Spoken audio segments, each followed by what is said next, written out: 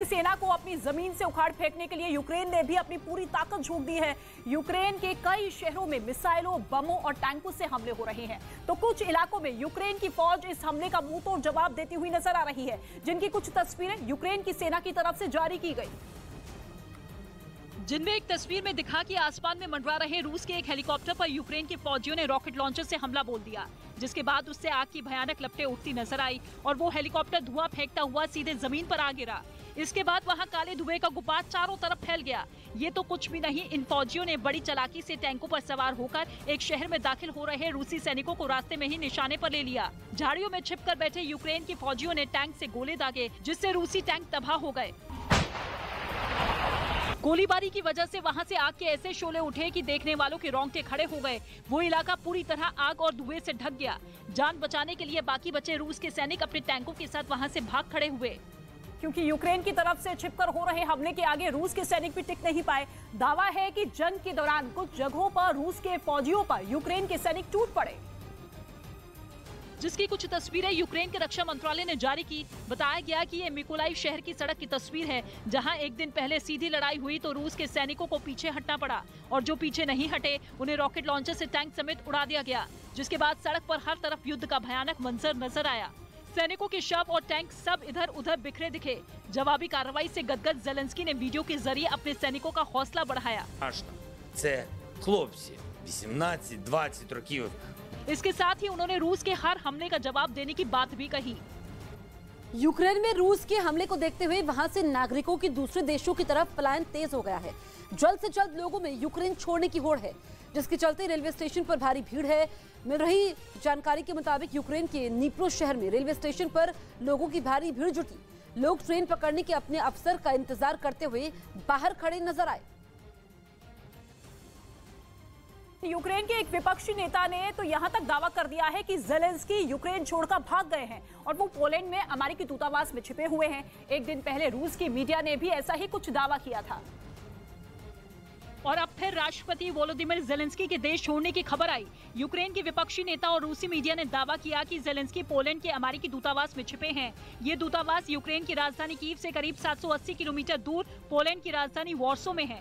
दावा तो ये भी है कि वो अब पूरी तरह अमेरिका की सुरक्षा में है। कुछ दिन पहले अमेरिका ने ज़ेलेंस्की को एयरलिफ्ट करने का प्रस्ताव भी दिया था, जिसे उन्होंने ठुकरा दिया था। लेकिन ज़ेलेंस्की के देश से भाग जाने की खबर ऐसे वक्त में आई है जब वहां की राजधानी कीव से महज 13 किलोमीटर की दूरी पर रूस के फौजियों का काफिला राजधानी पर कब्जे के लिए खड़ा है और रूस की मिसाइलें एक के बाद एक कई शहरों पर कहर बनकर टूट रही हैं। हालांकि इन खबरों के बीच ज़ेलेंस्की सामने आए, वीडियो लिंक के जरिए यूरोप के देशों से मदद की अपील की।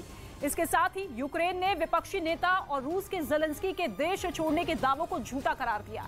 यही नहीं, यूक्रेन के पूर्व प्रधानमंत्री ने तो यहां तक कह दिया है कि ज़ेलेंस्की कीव में ही मौजूद है और वो भी ऐसे बंकर में जहां रूस के परमाणु हमले का भी कोई असर नहीं होगा। इससे पहले भी ज़ेलेंस्की के देश छोड़कर भागने की रिपोर्ट सामने आई थी, जिसे उन्होंने खुद खारिज किया था।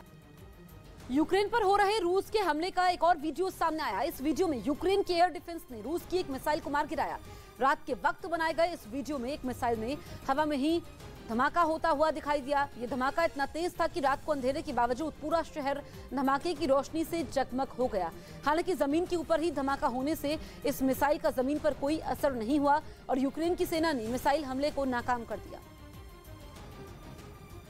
यूक्रेन के खार्किव में रिपोर्टिंग के दौरान ही एक इमारत पर रूसी विमान ने बमबारी शुरू कर दी। यह हमला उस वक्त हुआ जब सोशल मीडिया के लिए वहां की एक इमारत में रिकॉर्डिंग की जा रही थी। तभी रूस के एक विमान की आवाज वहां सुनाई पड़ी और इससे पहले कि रिपोर्टिंग कर रहा आदमी कुछ समझ पाता, रूसी विमान ने उस इमारत पर बम बरसा दिए। बम के धमाके से इमारत का एक हिस्सा टूटकर नीचे गिरता हुआ नजर आया, जिससे बचने के लिए वो आदमी तेजी से वहां से भागा और अपनी जान बचाने के लिए वो भागकर उस इमारत की बेसमेंट में जाकर छिप गया। यूक्रेन के इस दूसरे सबसे बड़े शहर पर रूस लगातार मिसाइलों, रॉकेट और बम से हमला कर रहा है। यूक्रेन की राजधानी कीव में रूस के हमलों के बाद हालात बिगड़ गए हैं। वहां रहने वाले लोग लगातार पलायन करने के लिए मजबूर हैं। रूस के हमलों की वजह से टूटी सड़कें और टूटे हुए पुलों के बीच से गुजरते हुए ये लोग किसी तरह सुरक्षित जगह पर जाने की कोशिश कर रहे हैं। कुछ परिवारों में तो छोटे छोटे बच्चे हैं जिन्हें किसी तरह सुरक्षित जगहों पर पहुंचाने की कोशिश हो रही है।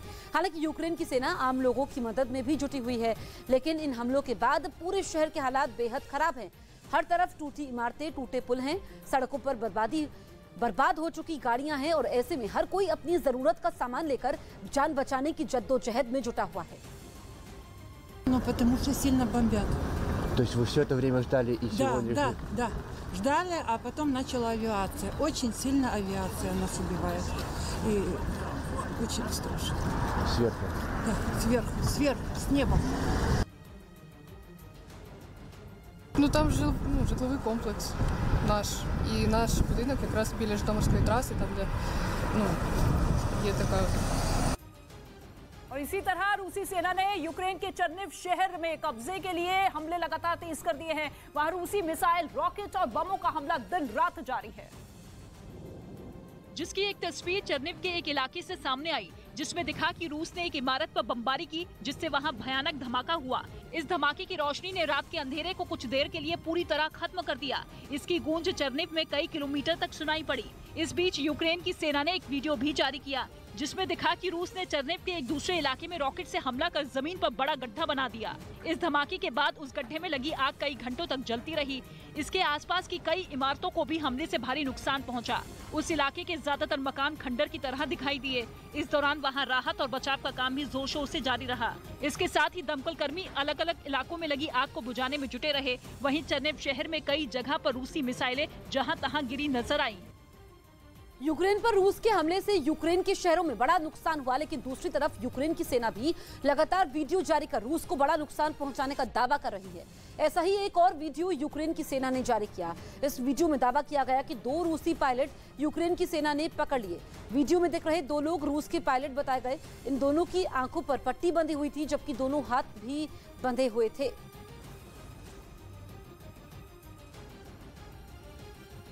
और जंग के 10वें दिन रूस ने यूक्रेन के 2 शहरों में सीज फायर का ऐलान कर दिया। ये सीज फायर 7 घंटों के लिए किया गया, जिसकी जानकारी रूस के रक्षा मंत्रालय ने दी, ताकि मारियुपोल और वोल्नोवाखा में फंसे आम लोगों को सही सलामत वहां से निकलने का मौका मिल सके। रूस के रक्षा मंत्रालय ने एक ट्वीट कर बताया कि 7 घंटों तक उसकी सेना इन शहरों में कोई कार्रवाई नहीं करेगी। 10 часов утра московского времени российской стороной объявлен режим тишины и открытый. रूस के इस ऐलान के कुछ देर बाद ही यूक्रेन की तरफ से भी इस सीज फायर की पुष्टि की गई और वहां की उप प्रधानमंत्री इरेना वेरेशचुक ने बताया कि उनका पूरा जोर इन दोनों शहरों में फंसे लोगों को निकालने पर होगा। Гуманітарного коридору з 9 годин ранку за українським часом сьогодні. इन बीते 10 दिनों में रूस की फौज ने राजधानी कीव समेत यूक्रेन के कई शहरों को अपना निशाना बनाया है, जिसकी वजह से कई रिहायशी इलाके खंडर में तब्दील होते हुए नजर आए और लाखों लोग बेघर भी हो गए। लेकिन युद्ध के 10वें दिन रूस ने न सिर्फ यूक्रेन के 2 शहरों मारियुपोल और वोल्नोवाखा में सीज फायर का ऐलान किया। ये सीज फायर 7 घंटों के लिए किया गया, यानी इस दौरान रूस की फौज ने वहां कोई कार्रवाई नहीं करने का दावा किया, ताकि आम लोग इन शहरों से आसानी से निकल सके। मारियुपोल में 4 लाख से ज्यादा लोग फंसे हुए हैं जो शहर छोड़ना चाहते हैं, जबकि वोल्नोवाखा में 20,000 से ज्यादा नागरिकों के फंसे होने की खबर सामने आ रही है, जिनको निकालने के लिए एक खास कॉरिडोर तैयार किया गया है। मतलब ये कि सिर्फ एक तय रूट के जरिए ही लोग शहर छोड़ पाए, जिसके लिए वहां की प्रशासन ने सभी ड्राइवरों से लोगों की शहर छोड़ने में मदद करने की अपील की है। रूस के हमलों ने यूक्रेन के चर्निव शहर में भी जमकर तबाही मचाई है। इन हमलों की वजह से वहां कई मकानों में आग लगी है। इसी शहर के एक इलाके से कुछ तस्वीरें सामने आई, जिनमें कुछ मकान आग की लपटों में घिरे दिखाई दिए। बताया गया कि यूक्रेन की सेना ने रूस के एक लड़ाकू विमान को मार गिराया और वो लड़ाकू विमान इन मकानों के ऊपर आकर गिर गया, जिसकी वजह से वहां भीषण आग लगी। हालांकि इस हादसे में वहां रहने वाले लोग बाल बाल बच गए, लेकिन आग की वजह से मकान पूरी तरह से जलकर राख हो गए। На дом упал самолет. Сбитый самолет или Ми-29 или Су-30. В общем, был на улице. वहीं रूस के सैनिकों के खिलाफ यूक्रेन के कई शहरों में वहां के आम लोग सड़कों पर उतर आए। इन लोगों ने कहीं रूसी टैंकों का रास्ता रोक दिया तो कहीं रूस की फौज का डटकर मुकाबला किया और उन्हें पीछे हटने पर मजबूर कर दिया। ऐसी ही एक तस्वीर मेरिटोपोल शहर से सामने आई, जहां कई लोग रूस की फौज के सामने डट गए। इतना ही नहीं, उन्हें खदेड़ने के लिए जैसे ही वो लोग आगे बढ़े, डर की वजह से रूसी सैनिकों ने हवा में फायरिंग शुरू कर दी। खेरसौन में भी रूस की सेना को आम लोगों का विरोध झेलना पड़ा। वहां रूसी कब्जे के ऐलान के बाद जैसे ही उसकी सेना टैंक के साथ शहर में दाखिल हुई तो विद्रोह हो गया। सैकड़ों की तादाद में यूक्रेन के लोग सड़कों पर उतर आए और उनमें कई लोग टैंकों के आगे लेट गए ताकि रूसी टैंक शहर में घुस ना सके। यही नहीं, एक आदमी तो रूसी टैंक पर चढ़कर यूक्रेन का झंडा लहराता दिखा। लोगों के विरोध को देखते हुए रूसी सेना ने भी भाग जाने में अपनी भलाई समझी और किसी तरह वहां से तेजी से निकल गई। वहीं रूस के ताबड़तोड़ हमलों का असर यूक्रेन की राजधानी कीव के इंटरनेशनल एयरपोर्ट पर भी पड़ा, जो कीव से करीब 29 किलोमीटर दूर है और यूक्रेन का सबसे बड़ा हवाई अड्डा है। जो रूसी हमले के बाद वीरान नजर आया। विमान जमीन पर खड़े दिखाई दिए तो एयरपोर्ट पर चारों तरफ सन्नाटा पसरा दिखा। दूर दूर तक वहां एक भी आदमी नजर नहीं आया। हाल ही में रूस के हमलों ने वहां सामान ढोने वाली कुछ गाड़ियों को नुकसान पहुंचाया था, जो हमले के बाद भी जस की तस हालत में है। वहीं वेटिंग रूम में कुछ यात्रियों के सामान भी दिखाई दिए, जो रूसी हमले के बाद यात्री वहीं छोड़कर चले गए थे। उन्हें भी अभी तक किसी ने वहां से नहीं हटाया।